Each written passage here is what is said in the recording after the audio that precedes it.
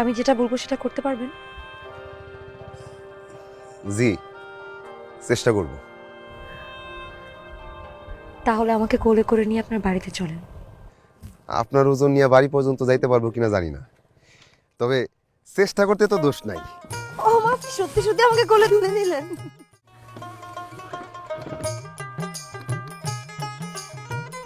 এই যে ভাইয়া, একটু এদিকে আসবেন।